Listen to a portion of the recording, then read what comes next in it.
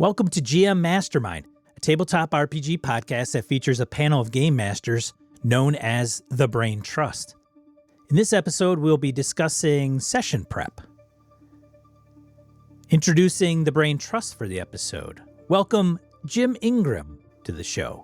Jim has been a game master for 25 years. He's well-versed in running Swords and Wizardry, Old School Essentials, and Roll for Shoes. Currently, he's enjoyed Dungeon Crawl Classics, Forbidden Lands, and Warlock. He shares his unique art and crowdsourced stocking of a dungeon on the BS Landia Discord, where he sits as moderator. Welcome Phil Vecchione to the Brain Trust. Phil's got 40 years behind the Game Master screen.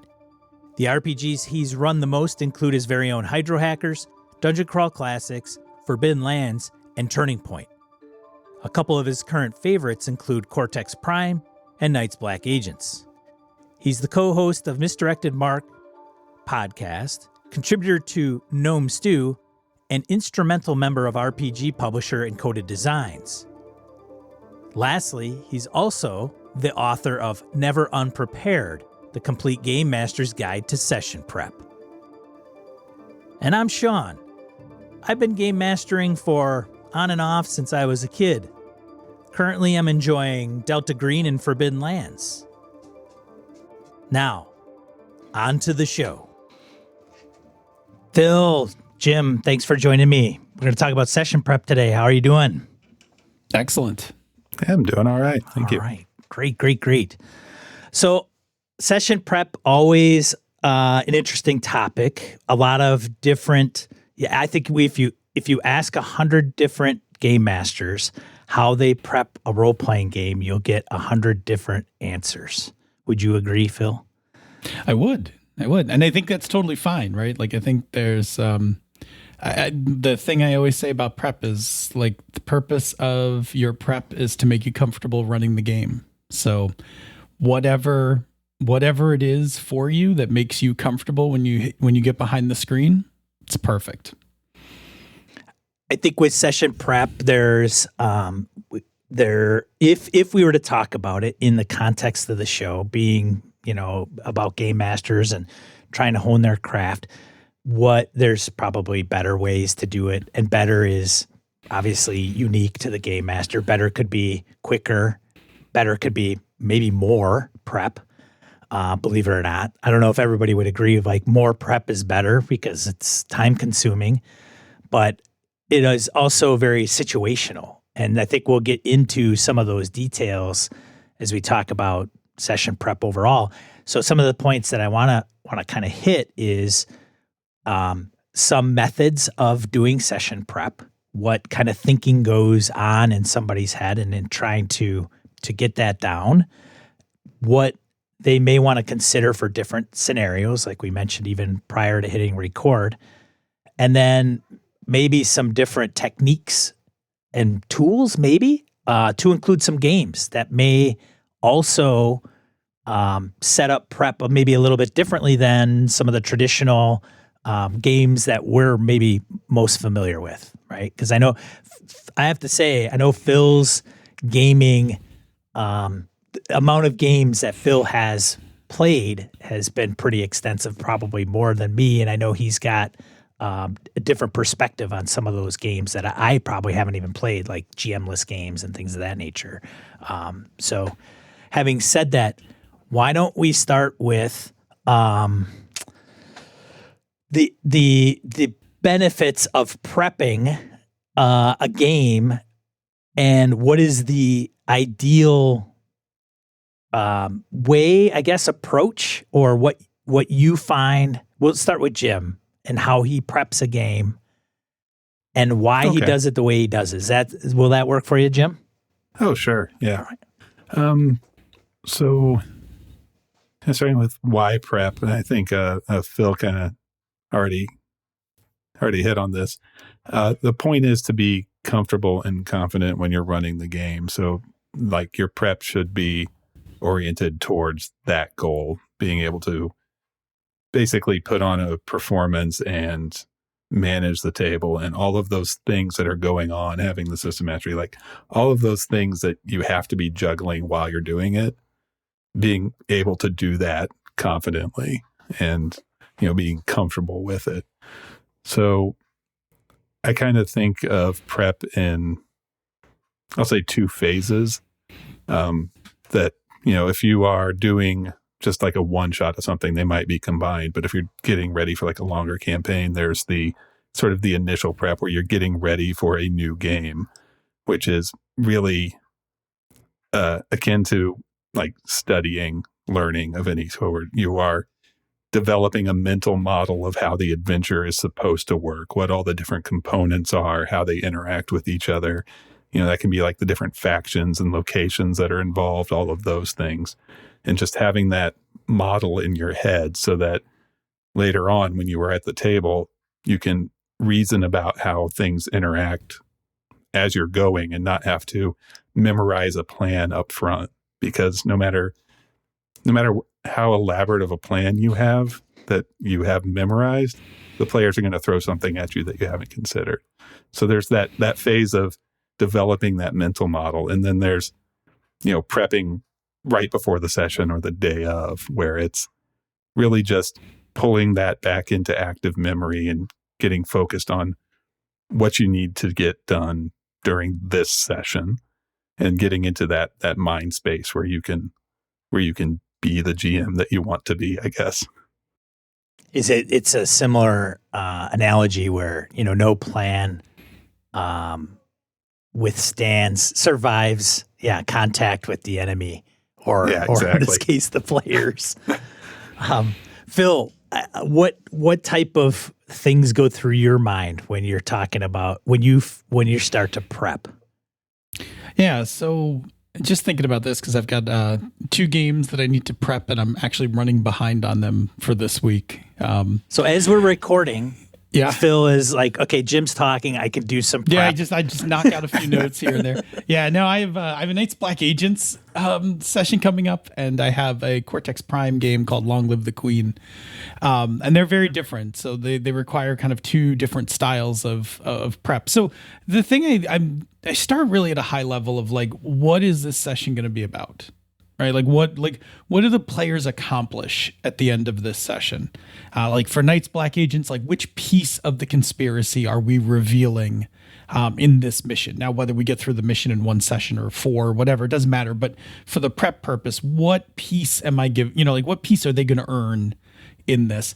And then from that, like I have to build out like a story, and like Jim said, I need a mental model of what's going on. And I actually write that out first. That is actually the first thing I do before I prep is I write to myself this, and I borrowed this directly from the Fear the Boot guys who, were doing this before we were doing this. And they call it the What's Going On document. And I write myself, every one of my adventures has a page hidden off to the side that's called What's Really Going On.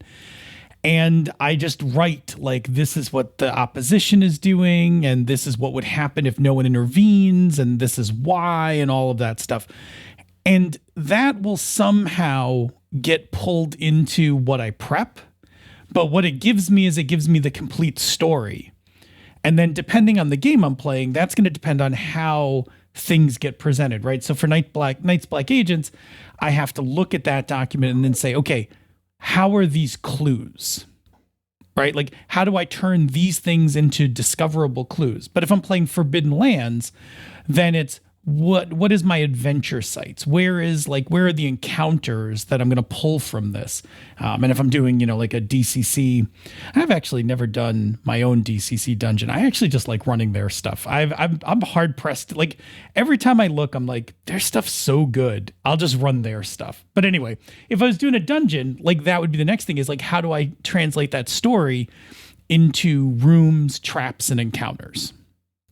Right. Go ahead.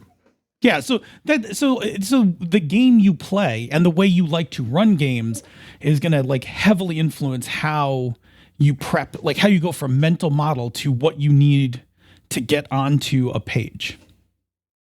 Now you you were kind of alluding to it where it's like, well, Dungeon Crawl Classics, I usually just run their dungeon.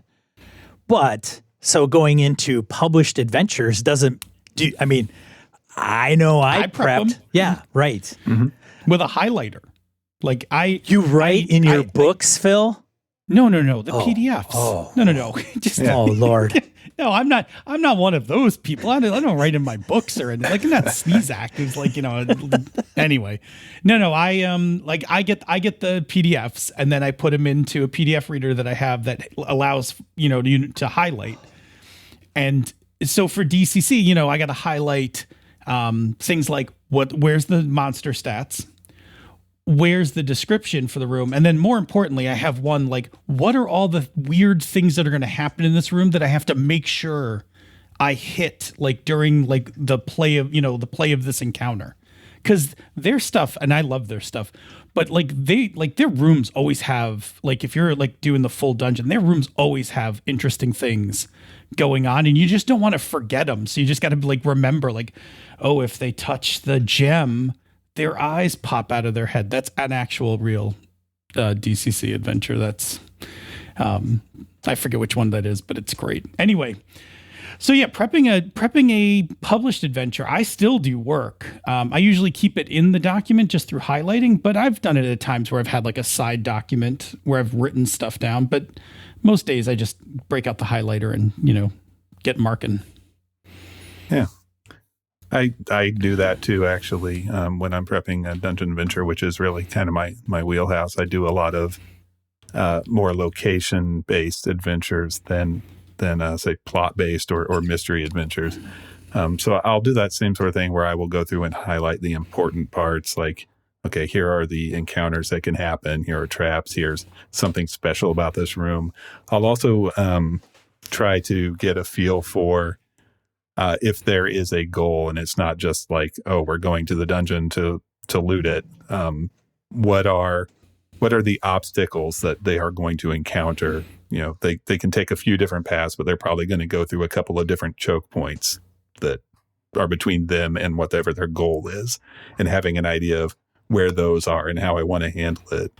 And, I'm not going to plan out like, there's, maybe examples of 3 different ways they will tackle this obstacle, but of course they're going to come up with the 4th one that's not listed. Right. So you have to be able to think, okay, well, they handled this guard post by bribing the guards, and that wasn't in the book at all. So what does that mean later on when they get into the camp? Are the guards going to come be reinforcements, or so you have to be able to have that sort of model in your head so you can play with it. I would say the only time I wouldn't prep for a published adventure is if it's a like 70s style funhouse dungeon where there's just no rhyme or reason to anything. Like I would just run that plain, but like most adventures and hot take, good adventures will have some sort of logical structure that you can wrap your head around. Like the author had some sort of mental model of how things should work. And when you're prepping, you're trying to rebuild that or something close enough to what they had in mind, just based on what they provided in the module itself. You guys sound like you probably spend the entire week prepping one 4-hour session. I mean, if it's a 4-hour session, it's probably a fairly small, relatively uncomplicated dungeon. Fair. So that's too much time. But if it's like a bigger module, I'll start doing this like weeks in advance, and I'm not like spending hours and hours at a time doing it, but I'll read through it several times, start taking a few notes. But the payoff for that is it only takes, 20 or 30 minutes prior to the session, like the day of, to get that back in your head and be able to go. So you're not poring over all of the details the day of. Yeah. Phil, I imagine you don't spend 40 hours of your week prepping for a 4-hour session. No, but so yes and no, right? So, depending on your definition of prep. So I run on Sundays. My games are always on Sundays. This is the thing I learned from having kids is that nothing happens on a Sunday evening. It's the perfect time to game. Like little kids go to bed early. Nobody no softball or anything happens on Sundays. So Sunday night became my default night for gaming.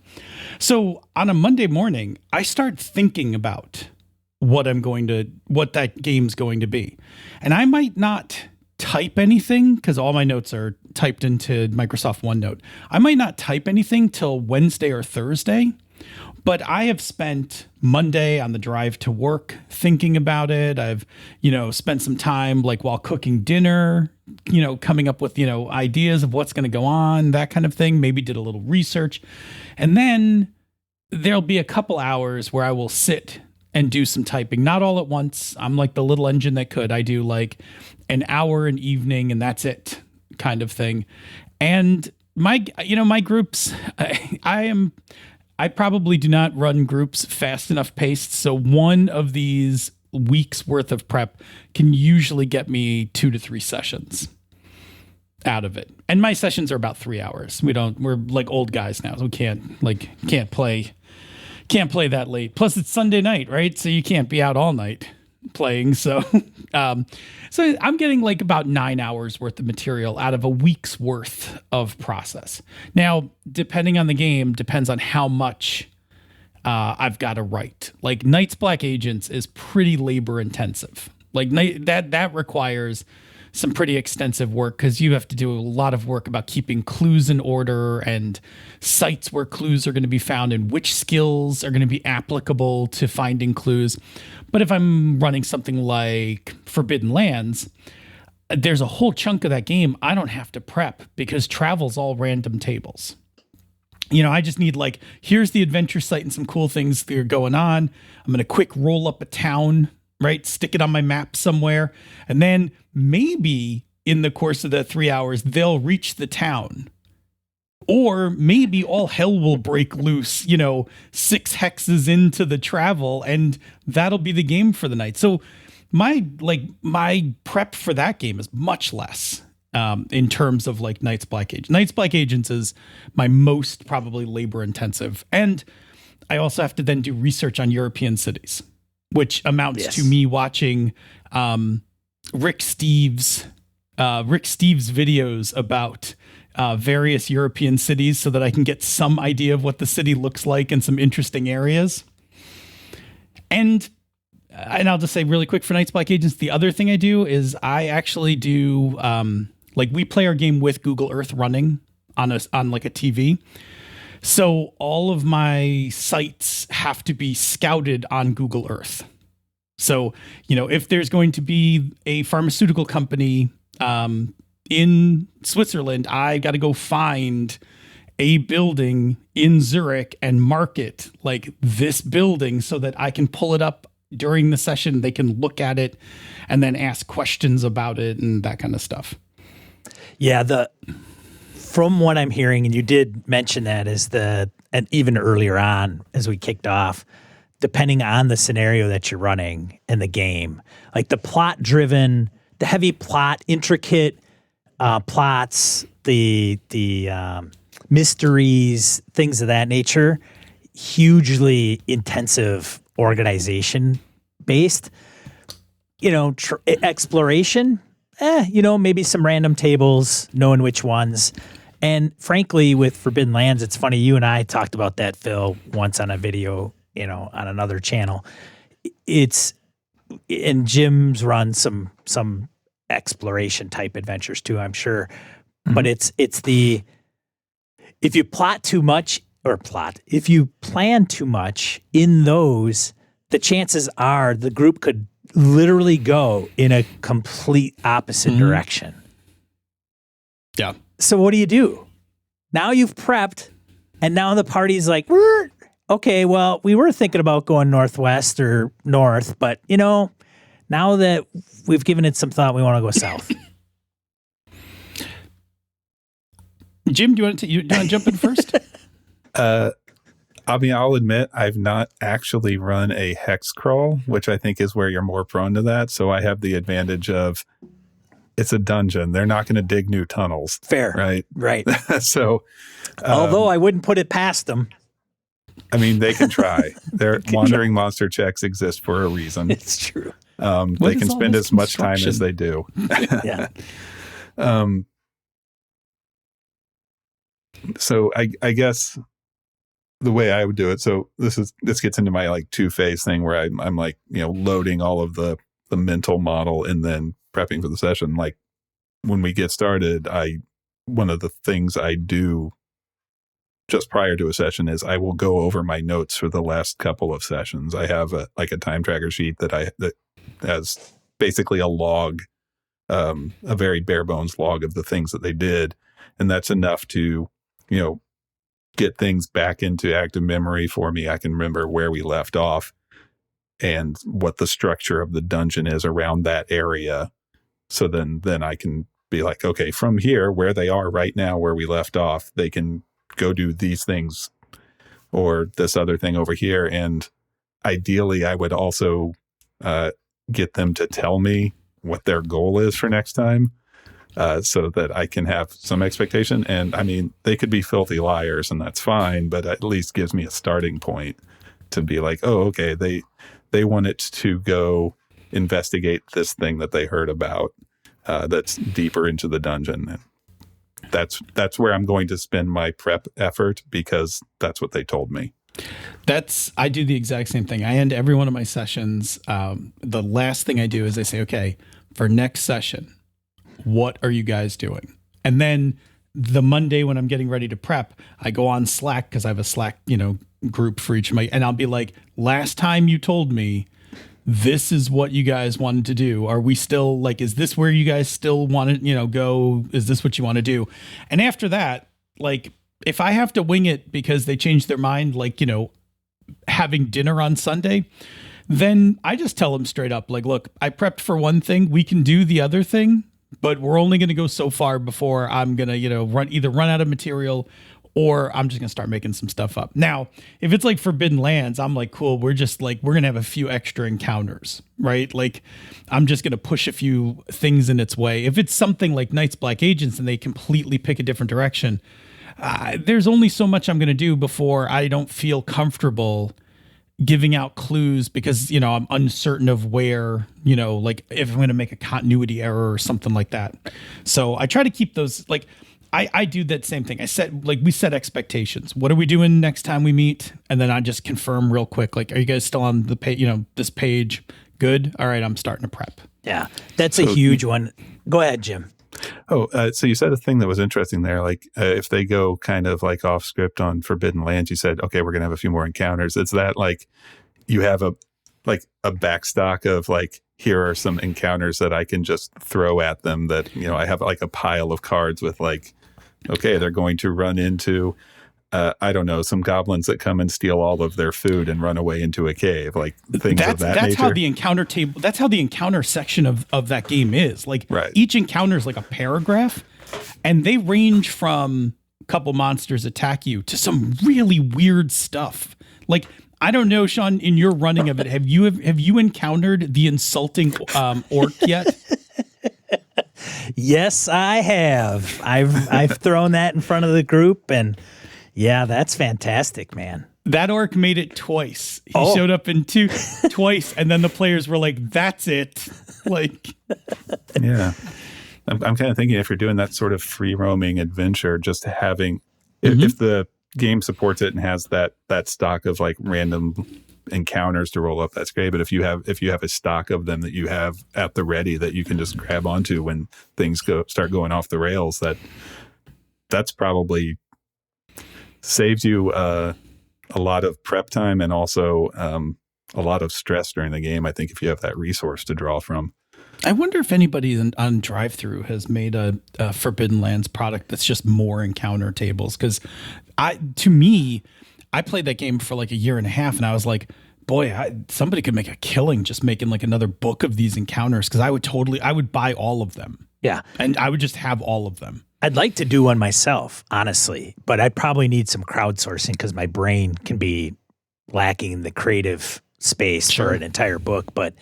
And we've got a lot of creatives, in the community. But I agree, Phil. And what Phil's referring to for those that haven't played Forbidden Lands, when we talk about random encounters, there's random encounter tables like BX, and you roll on a table and there's X amount of it's what's the environment? Oh, roll on that table. They're in a desert, roll on the desert table. It's a D10 or whatever. Oh, it's a 9. 2 ant kegs. Okay, come out from under the ground.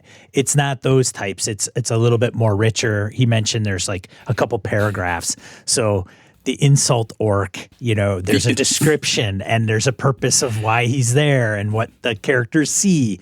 But it's not so in depth where it's like, oh, I have to read this entire 8.5 by 11 page of, 10-point font text to understand what's really going to be going on here. And so, but with those encounters, I mean, it can take a half a session, like 2 hours, 3 hours to go through. Like, what do the players do? Well, they sit there and talk to them and negotiate for 2 hours. And then, if you're the game master and things aren't moving along, you throw something else into the same encounter that comes along. And before you know it, they never get to your prep because they went in a different direction. Yeah. But you kept them busy for a full session. Yeah, and then I don't have to prep the next time. Right. They still have the stuff left, which is a good point when we talk about session prep, where I think, we may say, oh, great, I just spent hours coming up with all these things and they went in a different direction. Now I got to go ahead and can all this stuff. But you don't. So, I mean, chop it up into pieces and get ready to use it somewhere else. Right. Exactly. Yeah. Yeah. Have you guys... No prep goes to waste. Right. Yeah. And that should be a mantra. Like, right. No GM prep goes to waste. I spent time on this. By God, I'm going to find a way to use it someday. Right. One way or another, this is coming. This game or the next game, this encounter's coming around. Yeah. Now, seriously, I know we talk about prep and there can be labor to this stuff. So people are crunched for time. It's the big adulting piece of life. You guys ever just literally get 3, Iron GM? Have you guys ever heard of Iron GM? Mm-hmm. Yeah, sure. Phil's nodding. Jim, not sure. So for a long time, Roan Barton was behind that. I don't know if he still is. But they would hold it at certain game stores, honestly, that they would just kind of commission it or what have you. And it's where it would be a qualifier. And then eventually, if you won at the game store, you could go to Gen Con, or you could volunteer to be an Iron GM candidate at Gen Con. So it's a big hoop-de-doo. They put on a big, soiree, if you will. And the whole point of it is they give you 3 concepts, right, Phil? 3 kind of phrases or terms, and you have to incorporate those into a session right then, right there, but it's system agnostic, the whole thing. So the point of the Iron GM is, one, at the table, determine what system you're going to run. So you have to, hey, is everybody familiar with this? If we want to do Pathfinder, 5e, Forbidden Lands. And then they have to take those 3 concepts that are given to them and incorporate those into a session. And that's all they have. And I think they get 30 minutes. Yeah, you get you just get a little time to prep, and then you got to run the rest of it. Yeah. But see, you cheat by picking 15th level Pathfinder, because there's only going to be one encounter. Phil's breaking it. Phil's broken. Just giving away the secrets. Broken Iron GM, though he has not competed. No, I'm just telling you, 15th level Pathfinder, one encounter, 4 hours.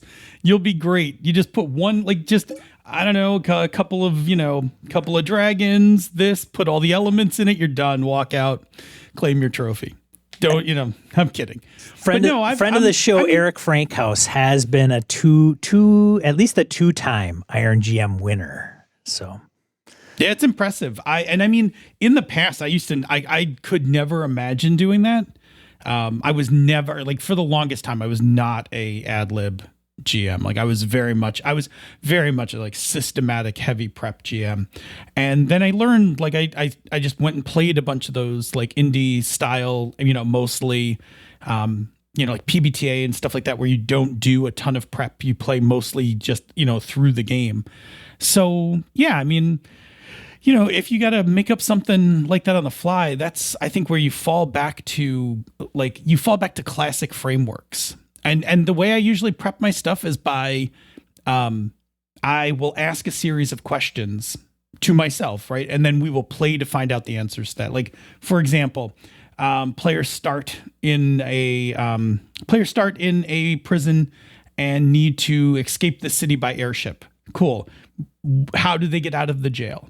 How do they get across town? How do they sneak onto the airship, right? Those are the 3 questions I need to answer. And we just answer that through play.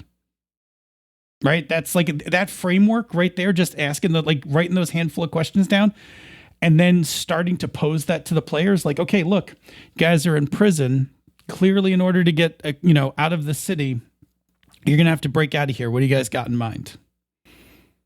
And then just start taking ideas and applying rules to them and making rolls and that kind of thing.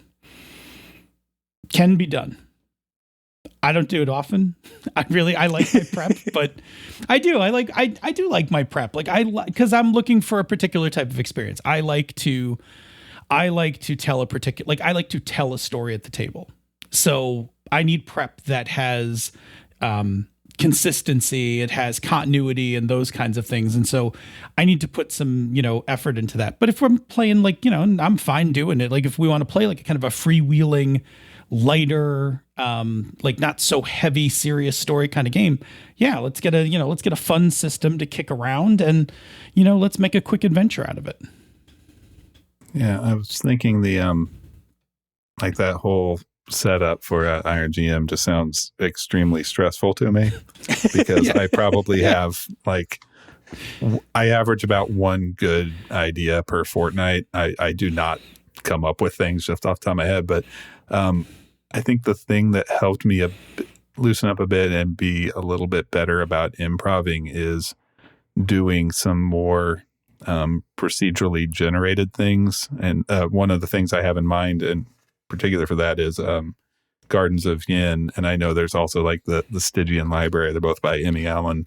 And the way that works is each place that the PCs go to, you roll for location, details, an event that happens, maybe an encounter. And so you're coming up with these different combinations of here's a gazebo with dead explorers, or woods with singing, and there's a little paragraph for each one of them that fills that in. And your job as you're running it is to take these 2 different ingredients and sell that location as a real place to the players. You didn't just roll it on a table. Yeah. And having a little bit of practice with that. And the other system I can think of offhand that does something like that is Rangers of the Midden Vale is also, you're generating these things on the fly as you are at the table, and just getting a bit of practice doing that through, something like one of those adventures that gives you a little more meat for those things, and you're not having to come up with so much of the material yourself. You're just combining what the ingredients are. It's kind of working from frozen ingredients instead of fresh, or a little bit easier than having to make everything from scratch. Yeah, the Gardens of Yin is good. Have you looked at that, Phil? Are you familiar with that? I haven't. I will turn it on to you. We'll put links in everything that we're referring to in the notes and everything. But the Gardens of Yin is an interesting one where it's where the premise is, spoilers if anybody's going to run it, but I've taken inspiration from it. It's essentially you find something, a door in a garden, essentially, is the premise. And that door has something written on it. And that what it has written on is the destination. And so when you walk through it, it's kind of interplanar, but you go, and the way it works is you go into it and then you encounter something, and then you can either go back the way you came or you go further down. They say you start at the top of an 8.5 by 11 page is where your starting point is. Yeah. And as you traverse these doors, you map that out. So they can go left and right, but they can go down, kind of AKA down. And everything what Jim mentioned is kind of a random roll, but a little more. It's not as rich as I think a single encounter in Forbidden Lands, but it does give you the text setup and some of the environment pieces that literally you could just run that and you would be just fine, and you could have minimal prep. Yeah. Oh, that sounds cool. And the other clever thing about it, I'll just mention, is you add how deep you are into the gardens to your rolls. Yes. And the higher numbers on the tables, it gets weirder and weirder, and like reality starts breaking out. It's fantastic. Right? Yeah. It's good. It's so good. It really is, I should say. So we'll have links down below for that. Prepping. If you prep so much, some people will think, oh, it's Phil's story. Phil wants to tell a story, so therefore he's going to prep the story that Phil wants to tell, not necessarily what comes out of play. Wrong, right? Hot take? So, somewhat of a hot take, I think. Okay. I will. It is meant to be. Hello, right? No, it's good. Yeah, it's good. Right. I will take your bait. Thank you. So here's the thing. When we talk about telling Phil's story, that's really where we get into like railroading and agency issues, right? Where I'm now pushing a story where no matter what choices you make in game, right, they're all filtering towards the story that I want. That you've prepped, Phil. Sure, but I could have just actually not prepped it and done the exact same thing. Right, I could have just not prepped it, had an idea in my head while we were playing, and steered everyone into it. Touché. So that is an agency issue. Now, if I prep a lot of material and it doesn't hit the table, right, it's not really a problem unless it's taking me too long to prep everything to feel comfortable to play, right? So if I need 8 pages of prep and it takes me I stress out during the week to get it done, and we only use like 4 pages of prep in play, that's not a good balance, right? Because I'm stressing myself out. I get it done. We get to the table, but we're not using nearly as much as I actually need.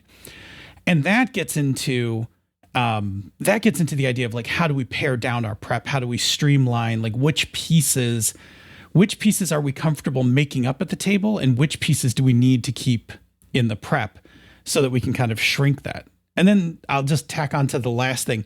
And this is actually, I learned this from Dogs in the Vineyard by Vincent Baker, and it has been how I prep everything since then. I only create problems, not solutions. Right. So anything I put into a game is just a problem with no solution. The players will come up with solutions, and will apply the rules to see if that is doable, not doable, successful, whatever. So that's one of the ways and that is from, if I look like 15 years ago, that is one of the ways I cut my prep down a lot, was to stop worrying about what is the optimal solution to this encounter, right? Toss it out the window. Who cares? The players will figure out the solution to the encounter. My job is just, let's make a cool problem. Preach. Right? I mean, I think that's an evolution of a game master. I got that relatively recently because I ran a lot of published stuff. So read it. Okay, they kind of got to go this way at some point. It doesn't necessarily mean I'm railroading them. It's maybe linear, or it's Curse of Strahd, which is somewhat of a confined box, but not necessarily like, well, they have to go here, otherwise they can't go there. Although in a linear module like that, one could argue, well, if they get too far down the road, then they're going to encounter balance issues with CRs that are too high because they didn't go to the first 5 encounters. But letting go, I think, is a huge thing. And the problem solution, I think, was an epiphany for me. Like, just put it in front of them. Jim, and I know Jim has, like, I don't know if we've talked about it or you've written in about that, Jim. I think it might have been Gabe too. He was like, yes, finally, Sean, you just put the problem in front of them.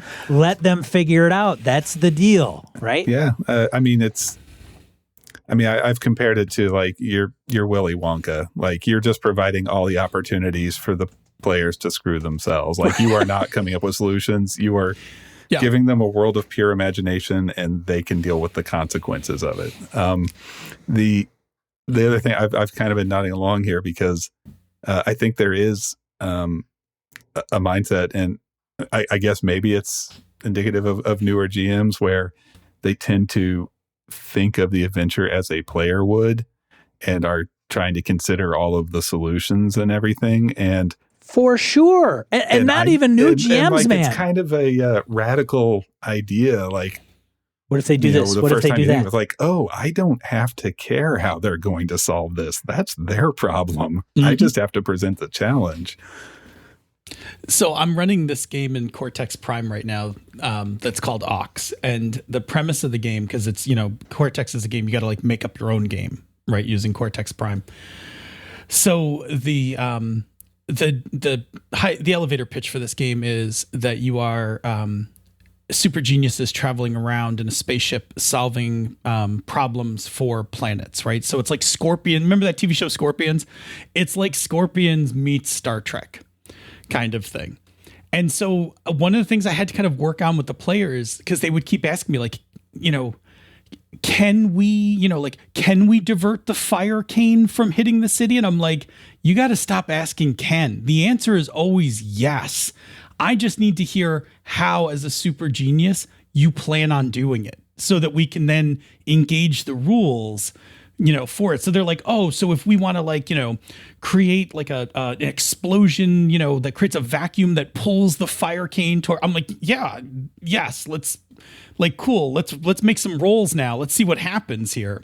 And it's really freeing because in that game, you literally just create problems and just let them loose with they come up with all sorts of wild ideas for what they want to do. And then I built a little framework, there are 5 steps to solving a problem. We're going to make 2 of them require rolls and you just have to pick.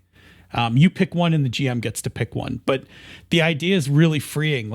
It's not, can we do this? It's of course you can do it. I just we're just going to find out through a roll what happens when you do. I think science fiction games have a knock. They get a knock on that because Star Trek, right? Can we do that? I don't know. Is it, it's, I don't know because I'm not Spock. So I'm not sure. And I know medieval fantasy because, I can either do it through magic if I have the spell or... Which is just science. Right. Well, true. Yes. But it's a weird thing. I've always been reluctant to run a Star Trek because some of those... you or a heist sometimes in Shadowrun, but buddy mine runs them great because he doesn't... I don't know how much he preps. I think he just says, here's kind of the deal. He thinks probably of what the security looks like, probably doesn't tackle it until the person says, I want to know what the security looks like by doing this. And then it's given, and then they kind of react to it. I don't know. And there are games that do that better than others, right? So sure. The leverage role-playing game is perfect for heists and requires not a lot of GM prep because the game's designed for the fact that you are going to do all the leverage tropes, the flashbacks and all of those things. My hat's off to anyone who, runs a heist in Shadowrun or Shadowrun, period. I've run Shadowrun before. Game's heavy. Yeah. Yeah. I was going to say from some of the community that they mentioned, Mirko specifically, he's been on the show before. And so I put it out to the Discord and got some feedback on some of the things I thought we would want to hit and if, what their thoughts were. He mentioned for campaigns, which I think is a whole nother ball game, campaign prep. There's elements of session prep, obviously, but then there's the 100-foot view. But he mentions he creates a dedicated section with pages and sub-pages for locations, NPCs, adventure ideas, and various other notes, and then fills out some of this beforehand, but often just makes small incremental additions as the campaign unfolds, probably because things are going to change, maybe. For one shots, he says, I create a single page that includes bullet points to start off the game, including the starting situation, any necessary background of the system and setting, safety tools, so nothing falls through the cracks, as well as monster stats, including a place to track HP right there, if not using a VTT, etc. Which is, so we think of prep like, oh, what's going to happen in this session? But then there's, well, I probably should look over, Phil, you mentioned this in Never Unprepared. Hey, you're going to cross a river. What if they fall in? What's the swimming and drowning rules? So that's part of the prep, right? That we probably want to throw in just to kind of like, oh, I should probably note that, or put the sticky note in the book, right?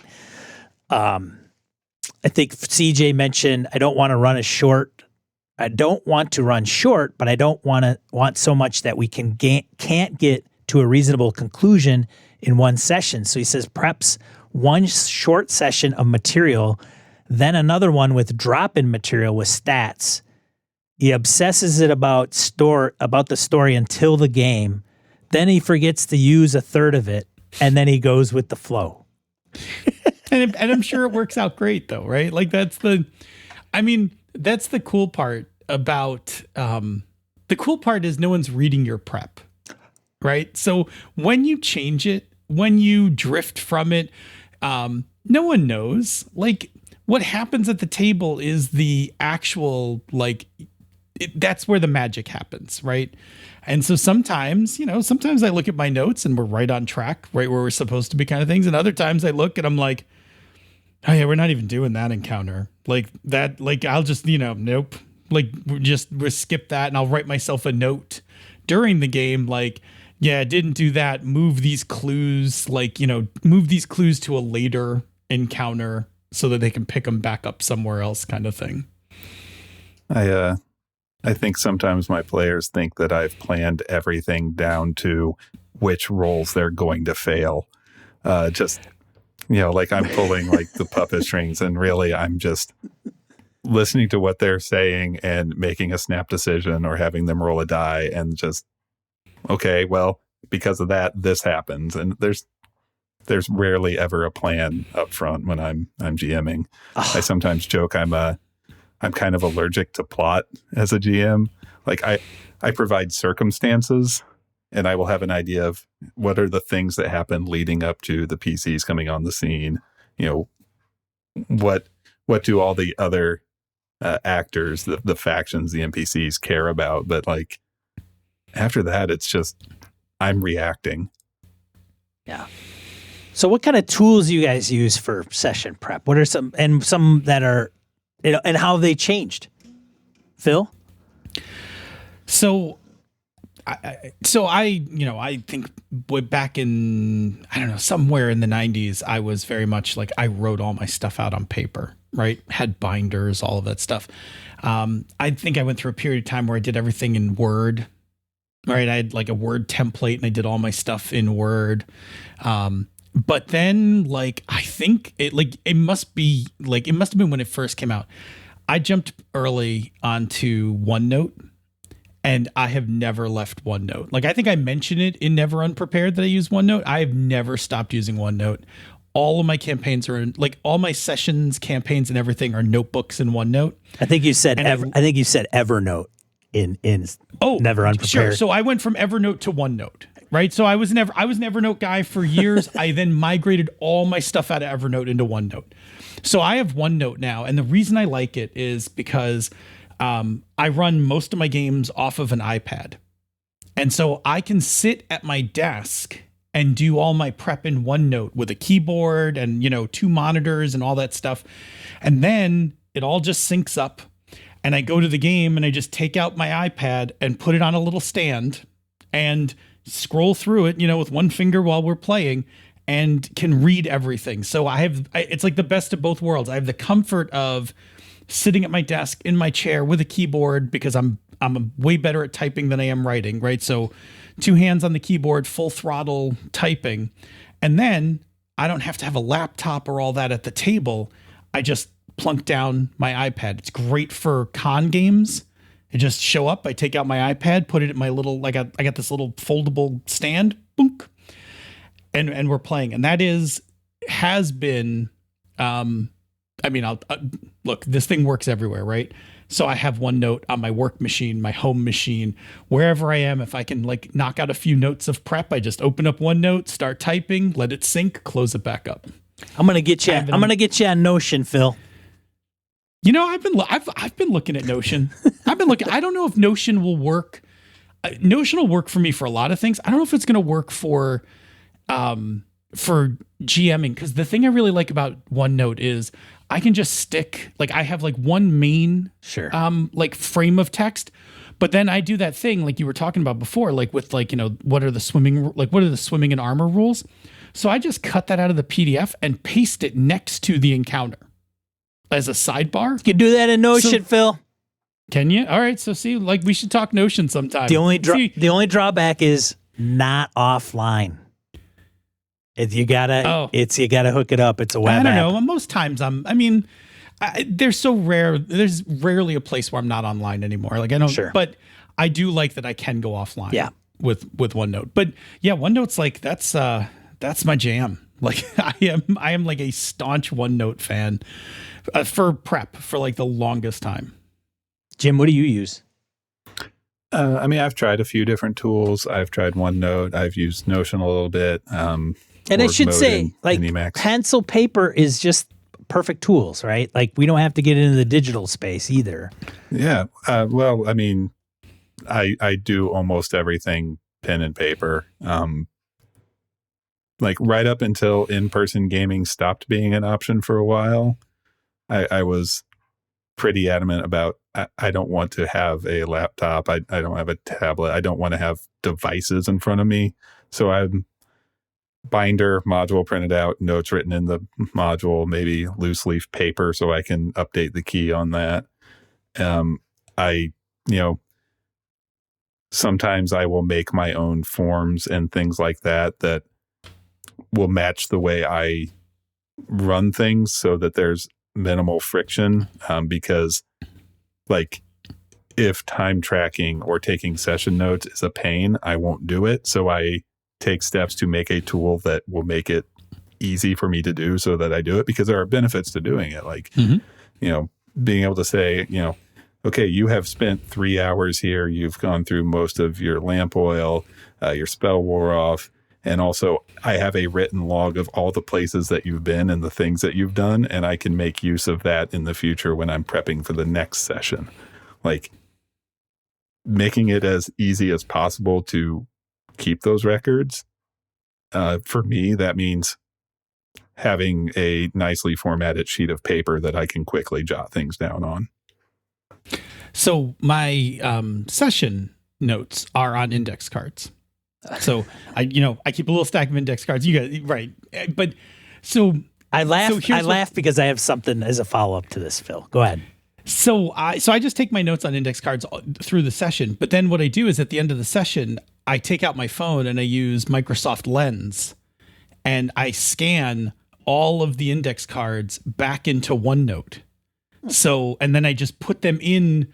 Like I have, the page for the session, I just put them in as a sub page. So for the same reason, when I go to sit and like prep the next session, I can actually pull up my handwritten notes from the session and like quick read through them and be like, okay, these things happened. Often the last card is, what are we doing next session? So I got to like grab that info, that kind of thing. But I like that way, even my paper stuff goes back to my digital vault. Yeah. So for me, it's like, front of the paper is time tracking and log and all of that. Back of the sheet of paper, I will have who were the PCs that were involved in this, maybe some bullet points of the things I intended to introduce in the session, whether I got to them or not, and notes just on the back. And then after the session, that just goes in a pocket in the back of the binder. And then I have a stack of, well, here's everything we've done in this campaign so far. And I can go back and see, like, there's dates on everything so I can know when we did all of the stuff. So Phil, you'll appreciate this. Feeling good, Lou. Yeah. So he says, Jim laughs. So the most important prep he does for each game is an index card cheat sheet for each character. In a narrative style game, he lists important facts about each character's backstory, relationships, and the goals. In a skill-based game, he'll list the character's best skills and or abilities. And then, of course, there are the indefinite amalgamations of the two, he says. And then instrumental are his note cards, a notebook, and the rule book source book. And so he puts on some music and then he kind of jams out and preps and writes all that down.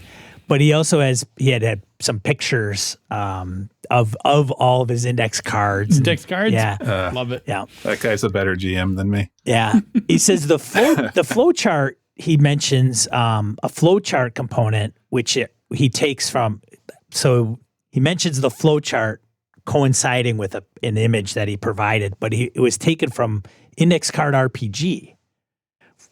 Phil, have you delved into Index Card RPG? I have seen it. I have not purchased it. Phil, Index Cards. Phil. Yes. Index Card RPG. I would have thought yes. I will have to send you a copy, sir. I will definitely take a look. It is no, it's definitely in my wheelhouse, right? It's index cards. Yeah. So he says the location and clue cards are inspired by the Lazy DM's guides, right? By Sly Flourish. And he also uses a form of aspects like fates in scenes that players can be involved in manipulation and things of that nature. So I think I use Notion quite a bit, depending on what the game is. And then I also model it, again, depending on the game. And it's also some modeled off of Sly Flourish's Lazy Dungeon Master prep kind of template. So if you haven't checked that out, Mike has done a great job in getting that product out, where Mike is very much, it's Lazy Dungeon Master. So it's very oriented towards, fantasy D&D based games with different NPCs, places, and what he's going to tackle. And he does a great stream I'll give him a prop. I tried to get him on the show and he wasn't available, but every Sunday he streams and typically goes right through his template for his campaign. He walks through how he preps for it every week. Man, where were all of these resources when I got started? Because in the 90s, these things just, if they existed, they were hard to find. I don't remember going into like B. Dalton bookstore and finding anything like this. Like if you're lucky, there's a good article in that month's Dragon magazine. Like that was it, man. Dragon was it. There was no and you go back 10 years before that in the 80s, there was no internet. Like you only knew like the other guys who were running a game. That was like the sum total of the knowledge like you had about running games. Yeah, we were bad. Like in comparative terms. It was fun, but yeah, I mean, I think somewhere I even still, like my parents' house, I think I still have a box of like my TMNT session notes. And I mean, they're hilariously bad, right? They're just in retrospect. And the digital ones, like I can see the evolution of my prep over time, right? Like I can see like where I trimmed stuff and where I built tools. Cause I very much did a thing where I had a word template where it was like a 60-30 60-30 split, so that the notes for the session were in the 60 side, and in the 30% side was room for me to take notes during the session, so that my notes were like right with the notes in the session were right next to that stuff, and then I like broke those apart. I mean, I like messing around with it. Every few years I'll be like, I don't know, what could I do different? Like, what could I mess with? Like I haven't done it in a little while. COVID kind of put a halt on innovation for a little bit. Like I was just happy to keep my games running online during that part. So, now I'm in a space where innovation sounds like fun again. I definitely advocate, DIY, make tools that make sense to you and that help you reach whatever your goals are in running a game. So yeah, like for me, like the time tracker sheet that I keep bringing up is one of those. And I have others. It's just, if you find a thing that you could make easier, you can try finding something that solves it for you, or you can just make something. And a lot of times making something is probably easier and faster. Yeah, doesn't take much to get, it doesn't take much to make something with like a few columns or, solve a problem kind of thing. Or even a quick search on the internet to find somebody who got like 70% there and you're like, cool inspiration. I'm just going to do these couple of things. Yeah, David Allen, the productivity expert, the guy who wrote Getting Things Done, talks about you'll never stick to a productivity system if you're not excited about the tools that you use. And the same thing for GMing. If you are not excited, if you do not like the program that you are using to like prep your stuff or, the notebook or whatever, you're just going to, it's another layer of mental resistance. If you like those tools, you will be more apt to go in and start the work. Yeah. I mean, someone else's solution might not solve your particular problem. Right. Go to JetPens. Go to jetpens.com and see how much money you could drop on high, on high-end stationery. Like that's I don't know if you've ever been there. If you like pens or stationery, jetpens.com is like a dreamland. I was going to say this is going backwards, but with Notion, Phil, and I think OneNote, you can do this as well. The appeal I have with Notion is that you can create a relational database. Yeah, that's actually a thing. When I looked at Notion, I was like, oh, this would handle like NPC stuff really well. Plots, locations, and NPCs. Yeah, so if you go to an NPC and the players are like, la, la, la, la, la, and they know something and you list a location and you tag that appropriately and you're like, you just click it and then it flips to the location. So where I was talking about in one episode of Gaming NBS, time and time ago, is because the approach to some adventures are very linear, but that how they're executed aren't necessarily linear. And so you have, all right, let me rephrase that. The books are written linear. Mm-hmm. Sure. But the adventure doesn't occur oftentimes in that linear. Oh, it's very easy to turn to page 2. Oh, and the characters are now page 3. And then now they're on page 4. It just doesn't happen like that. So my Forbidden Lands game, we had a Google spreadsheet with all the NPCs because we had racked up so many NPCs like in like a year and a half that we'd roll into a town and I'd have to be like, like going through the whole thing, like having a relational database of being able to be like, oh, click town name. Here's all the, major NPCs, Yeah, it's pretty sweet. You're going to wind up making me a Notion guy. That's going to happen. That's going to happen at some point. I will show you the way, sir. And then you could take what you don't, like, or take what you like and then leave what you don't. It'll be the Phil Vecchione Notion prep template. Oh yeah. See, I could do that. Yeah. Like that's a thing. Well, so we're wrapping up. We're right around the end of the hour, and I want to wrap up with, I want you guys to come up with like 1 to 2 points of advice. If you go to 3, it's okay. That you would give somebody about prep, like tips, advice that you would give somebody that's kind of maybe prep is kind of a drag, or it's too long or too short. What would you say? We'll start off with you, Phil. All right. So I think my first tip is, in order to shorten your prep, figure out which things you are good at doing on the fly, because you don't have to write those things down. If you're really cool at describing rooms, or you're really good at, making NPC dialogue on the fly, don't write NPC dialogue down. Cut that out of your prep. Just once you get rid of that, just focus on the things that you actually are the parts you struggle on. And that will help you not only hone your prep, you'll trust your prep more, because you'll be going to your prep for the things that you need to lean on, and it'll be there. So that one, the one that we talked about before about prep, prep till you're comfortable, and honestly, and I guess my last one is, it'll sound funny, but don't compare prep. Like I used to be intimidated by people all the time who were like, I wrote this whole adventure right here on this index card and I'm going to run it tonight. And I was like, I can't do that. And it was fine. You know what? It didn't matter. I couldn't do it. I mean, I wanted to learn, so I learned it, but it doesn't matter. It doesn't matter if your prep's 20 pages or 10 pages. If everybody's having fun at the table, you're doing your job. Take it, Jim. Yeah. That's all really good advice. I'd say the other thing is the more you practice thinking on your feet, the more confident and comfortable you'll feel doing it.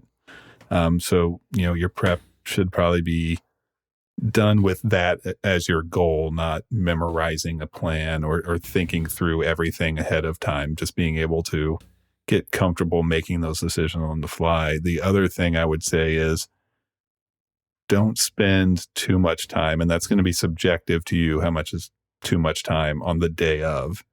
And for me, right before the session, I'm not looking through my notes. I'm walking around and trying to get into the right headspace where I can be on and be a performer, because I'm not a naturally outgoing person.